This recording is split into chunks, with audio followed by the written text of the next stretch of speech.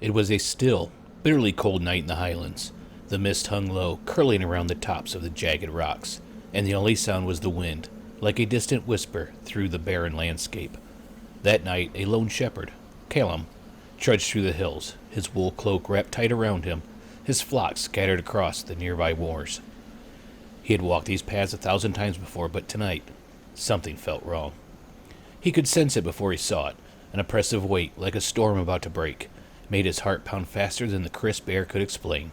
The sheep, typically calm and obedient, began to scatter as if possessed by some unseen terror. Their bleating cries echoed across the moors, sending chills down his spine. And then, in the distance, he saw it, or what he thought was a figure at first. What he witnessed that night was no mere man, though it moved like one. As he squinted into the growing fog, a shape emerged, a hunched figure, far taller than any man had ever seen, limping awkwardly on a single, muscular leg. Callum's breath caught in his throat as his eyes adjusted to the dim light. The thing had only one arm, thick and twisted, hanging at its side. It dragged a massive club along the ground, the sound of it scraping against stone sharp in the stillness. Its skin, rough and mottled like the bark of an ancient tree, was streaked with clumps of fur and feathers.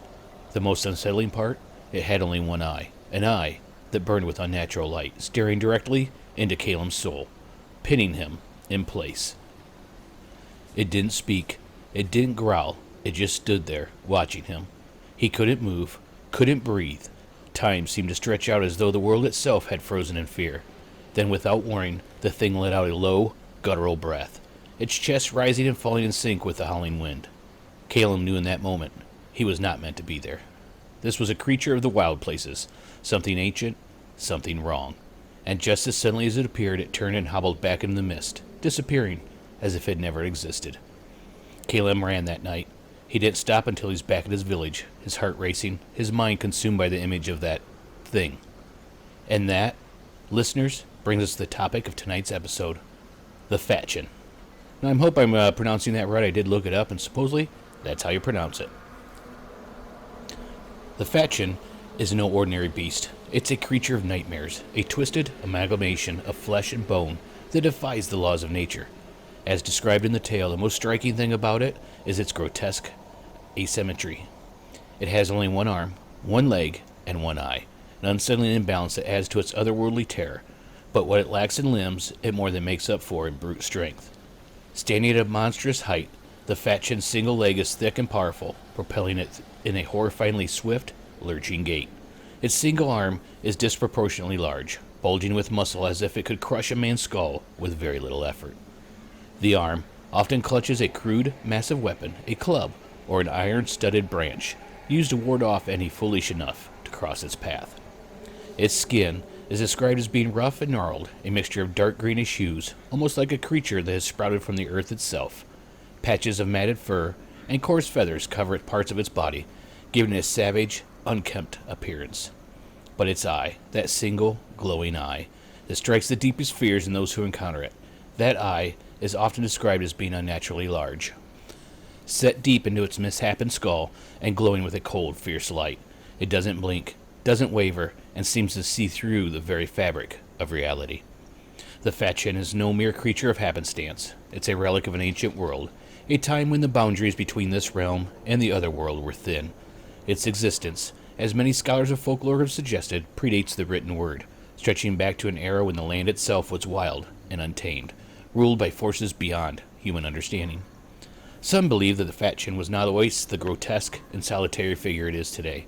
In the old stories passed down through the Highland clans, it is whispered that the Fachan was once part of a great race of primordial beings, spirits of the land who were neither good nor evil, but embodiments of nature's raw, undefined power.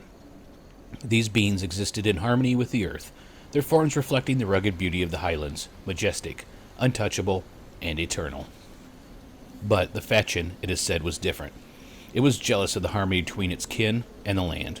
It sought dominion over the wild places, desiring to shape the land to its will, to be worshipped by humans as a god. This arrogance drew the ire of the ancient forces that ruled the Highlands, including the Fae, powerful beings who guarded the balance of the natural world. As punishment for its hubris, the Fachan was cursed, its form stripped of its symmetrical beauty, leaving it lopsided and grotesque. It was banished from the world of harmony and forced to wander the most remote and desolate places, forever disconnected from the land it once sought to dominate. But the curse didn't just affect its physical form. The spirit, once a vibrant force of nature, became twisted. It no longer roamed the highlands as a peaceful guardian, but instead as a bitter, enraged creature, lashing out at anyone who dared enter its territory. Over time, it became to be seen as a symbol of imbalance, both in nature and in spirit, a reminder that those who seek the control of the natural world will ultimately face ruin. There is another layer to the legend, though. Some say the Fachan's creation is tied to the Fae themselves, but in a different way. In this version, it was once a mortal man, a proud chieftain who ruled his clan with an iron fist. He was known for his cruelty, particularly in his treatment of the land. He ordered his people to tear down forests, drain rivers, and build vast stone fortresses in places that were once sacred to the Fae. His arrogance grew with every conquest, and soon he believed himself to be untouchable. The Fae, silent witnesses to the destruction, decided to teach the chieftain a lesson. On a stormy night, they came to him in a dream, offering him unimaginable power and dominion over the highlands if he could complete a series of impossible tasks. The chieftain, driven by his greed, accepted the challenge, but the tasks were not meant to be completed. They were designed to break him. With each failure, the chief's body twisted and warped until he was no longer recognizable as a man. By the end of the ordeal, he had become the Fachan, a creature cursed to live out eternity in isolation, feared and despised by all. The physical transformation of it is often seen as a reflection of its spiritual decay. The loss of balance in its body, one arm, one leg, one eye, mirrors the loss of the balance of its soul. It is neither of this world nor the next, trapped in a liminal space where it is forever at odds with the natural order. Some even believe that the glowing eyes of the Fachan is a window into the other world, a cursed reminder of the creature's former connection to the mystical forces that once ruled the highlands. The Fachan is most commonly associated with the misty, rocky highlands of Scotland, though its legend extends to parts of Ireland as well. It is said to dwell in places where the land is inhospitable, rocky outcrops, barren hillsides, and deep, shadowy glens where few dare to tread. These are places where the wind howls like a living thing, where the earth itself feels ancient and unforgiving. In many ways, it is seen as a guardian of these wild places, though it is not a protector in the traditional sense. Instead, it is an enforcer of natural order, a force that ensures humanity does not overstep its bounds. It is said that those who trespass on sacred ground, or who try to exploit the land's resources without reverence, are the ones most likely to entire the Fachan. It does not hunt humans for sport or out of malice. Rather, it acts as a reminder that some of those places aren't meant to be tamed. However, its role as a guardian is a twisted one. Where once it may have acted as a noble protector, the curse that deformed its body and spirit has made it violent and unpredictable. It is no longer content to simply watch over the land. It actively seeks to drive people away, using fear and brute force to maintain its isolation. Those who survive encounters with it often speak of an overwhelming sense of dread, as though they have been marked by something far older and more dangerous than they could comprehend. It is said that the Fachan is tied to the mist itself, that it moves with the fog, appearing and disappearing like a shadow in the corner of your eye. This has led to the belief that the Fachan is not bound by the physical laws of the world. It can appear wherever the mist touches, making it impossible to predict when or where it will strike. Some even believe that it is the mist that the Fachan's way of spreading its influence, a part of its cursed existence that it uses to cloak its movements. The stories of it are not confined to a single generation or era. Its presence has been whispered about for centuries, passed down through families who have lived in the shadow of the highlands for generations. While many encounters end in a mystery, a select few survive to tell their chilling tales, each one more unnerving than the last. The shepherd Callum's story is just one of many. Others, though perhaps less fortunate, have also come face to face with this monster. Some accounts are nothing more than hushed words exchanged over a fire on a cold winter's night, but a few are chillingly detailed. A group of 4 hunters set out from a nearby village in search of deer near Loch Na Kael. Like I said, I'm going to try to pronounce these, but known for its rugged beauty, but it's also its treacherous, mist-covered terrain. The men were seasoned outdoorsmen, familiar with the land and its dangers. They carried rifles and had provisions for enough days, but none of them were prepared for what they would encounter. On the second night, after they had set up camp near the base of a craggy hillside, the mist rolled in unusually thick, muffling the night sounds and creating an eerie stillness. Around midnight, the youngest of the group, Malcolm, swore he heard something. heavy, limping footsteps echoing in the fog. The others dismissed his conservative's nerves, assuring him that it was probably just a deer moving through the brush. But Malcolm was unconvinced, insisting that the sound was too heavy, too deliberate.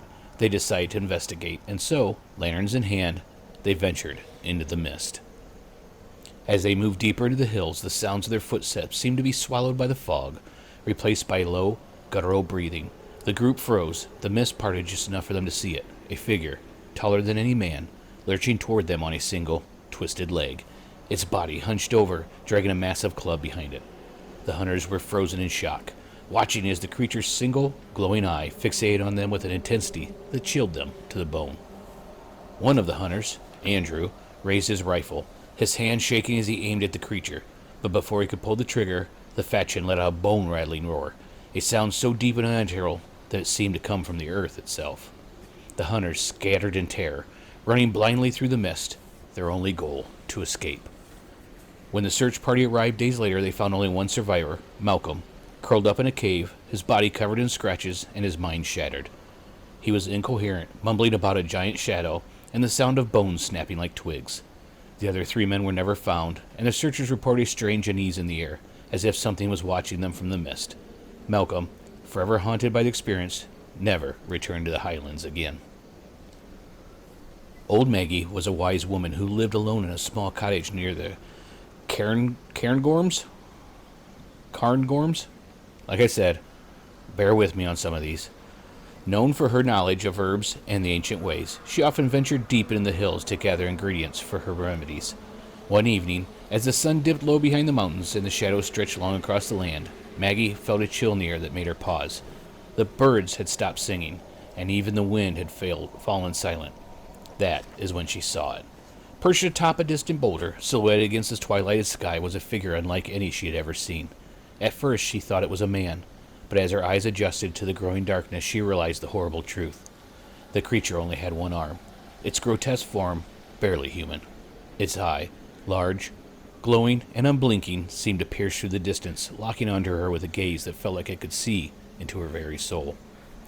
Unlike the others who had encountered the Fachan, Maggie did not run. She was old, tired, and had seen many strange things in her lifetime.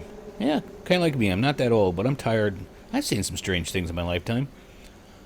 Back to the story, though. So, instead, she stood her ground. Gathering her courage, she called out to the creature, demanding that if it leaves her lands, now.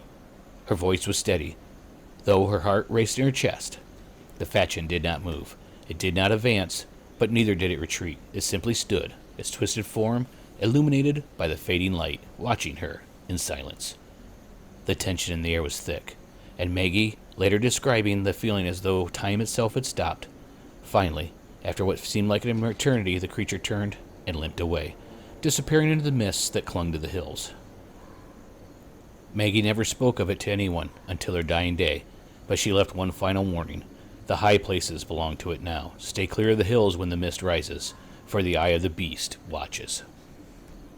During the Second World War, a Scottish soldier named Ian returned to home on leave, seeking solace in the quiet of his family's estate near Glencoe.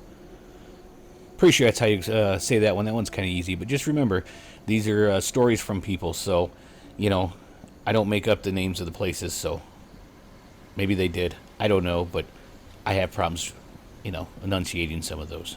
So, sorry. But he was near Glencoe. The war had changed him, and he found a peace in long, solitary walks through the rugged hills. One afternoon, as he trekked along a forgotten path near the river, the mist began to rise. I'm going to pause the story again here, too. If you're walking along and all of a sudden the mist starts to rise, that's a good sign you're in a horror movie. Kind of just saying. So, thinking nothing of it, Ian continued his journey, but soon found himself disoriented. The familiar landscape became alien in the fog, and before long, he realized he was lost. As the mist thickened, he heard a strange rhythmic sound, a heavy thud followed by a dragging noise, like something massive limping towards him. His heart began to race, and he tightened his grip on the walking stick he carried. The sound grew louder, more deliberate, and then through the fog, he saw it. The creature loomed before him, its single eye glowing like a torch in the night. Ian later described it as a monstrosity, towering over him with its twisted, asymmetrical body. Its gaze was cold, calculating, as though it were deciding whether to attack Ian or not. He was paralyzed with fear, could do nothing but stare. For what felt like hours, the creature watched him, its breath heavy and labored. Then, without warning, it turned and disappeared into the mist, leaving behind only the sound of its dragging club and Ian's own panicked breathing. Shaken, Ian returned to the estate and told his family what happened. They dismissed his tale as a product of a war-induced stress, but he knew what he had seen. For the rest of his life, he never again set in the foothills. Okay, so one thing that makes me think when I'm reading those, where you hear the club scraping and that, doesn't that it just sounds like if you guys have ever watched Silent Hill with Pyramid Head? It just reminds me of that, how he drags that big sword. Okay, on to the last story. One of the most peculiar accounts of the Fachan comes from a fisherman named Fergus, who lived near the Isle of Skye. Fergus was not one for superstition. He spent his days out on the water, casting nets and hauling in the day's catch. But one foggy morning, while checking his nets along the shoreline, he spotted something unusual. At first, it seemed like nothing more than a shadow moving along the rocks, but as he approached, the shadow took form. Fergus would later swear that the creature he saw was no natural beast. It had one leg, bent and twisted in a way that made it appear to hobble awkwardly, and a single arm that dragged along the ground as it limped toward the water. The most striking feature, however, was its eye, a large, glowing orb that seemed to burn with an inner light. The creature stopped at the edge of the water, staring out at the horizon as if contemplating something beyond the reach of mortal men. Fergus didn't wait to see what the creature would do next. He dropped his nets and fled, his heart pounding in his chest. When he returned to the spot later that day with a group of men from the village, there was no sign of the creature. But the rocks bore deep, strange marks, as if something massive had dragged across them. So what can we make of these tales? Are they fabrication of terrified minds, spun from the mists of fear, or do they hint at something far older, far more real than we care to admit? The highlands have always been a place of mystery and legend, but perhaps, hidden within these mists and shadows, the Fachan still roams, waiting and watching. Thank you for joining me on this journey into the unknown. If you enjoyed tonight's episode, be sure to leave a review, share it with your friends, and subscribe for more stories of the strange and terrifying. Until next time, stay safe, and remember, some things are best left undisturbed, especially in the fog.